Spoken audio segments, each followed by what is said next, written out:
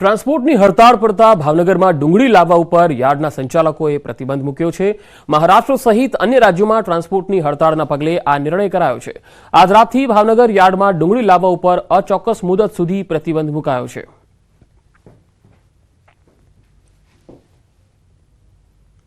સુરતના કામરેજમાં શિક્ષકોએ સરકાર સામે મોરચો માંડ્યો। કામરેજ ખાતે દક્ષિણ ઝોનના 7 જિલ્લાના શિક્ષકો જૂના પેન્શન યોજનાને શરૂ કરવાની માંગ સાથે ભેગા થયા। કામરેજ દાદા ભગવાન હોલમાં દક્ષિણ ઝોનના સુરત, ભરૂચ, તાપી, નર્મદા, નવસારી, ડાંગ અને વલસાડના શિક્ષકો કામરેજ ખાતે એકત્ર થયા। જૂની પેન્શન યોજનાને લઈ કામરેજ ખાતે ધરણા કાર્યક્રમ યોજાયો। કામરેજ ખાતે દક્ષિણ ઝોનની શિક્ષકોની મીટિંગ મળી, જેમાં ગુજરાત રાજ્ય કર્મચારી સંયુક્ત મોરચાનો ટેકો પણ છે, જેમાં તલાટી, આરોગ્ય કર્મચારી સહિતના કર્મચારીઓ મોટી સંખ્યામાં જોડાયા। મંચ પરથી શિક્ષણ સંઘના આગેવાનોએ હુંકાર કર્યો કે જૂની પેન્શન યોજના અમલ કરે, નહીં તો આવનાર સમયમાં દક્ષિણ ઝોન, ઉત્તર ઝોન, મધ્ય ઝોન અને સૌરાષ્ટ્ર ઝોનમાં 4 દિવસ ધરણા કાર્યક્રમ યોજાશે।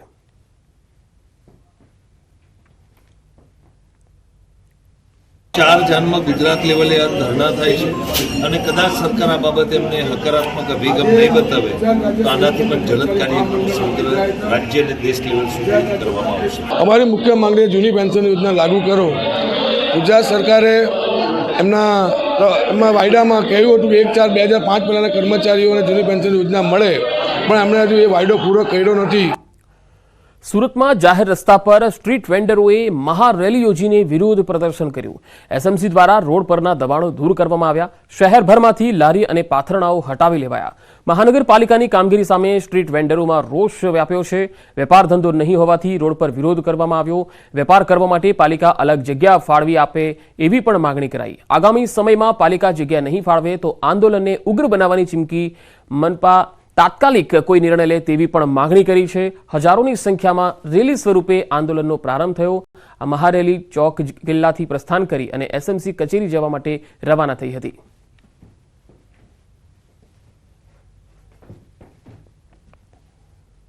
અમારે 1 મહિના અને 10 દિવસથી લારી ગલ્લા જે બંધ થઈ ગયા છે, એમાં અમને વૈકલ્પિક જગ્યા આપવામાં આવે, જે વોકિંગ ઝોન બનાવીને બધી લેડીઝો ભાઈ બહેનો જે બી છે એમને જગ્યા આપે અને અમને આવી રીતે અચાનક અમારા ધંધા બંધ નહીં કરાવી દે, એના માટે અમે આજે જઈએ છીએ।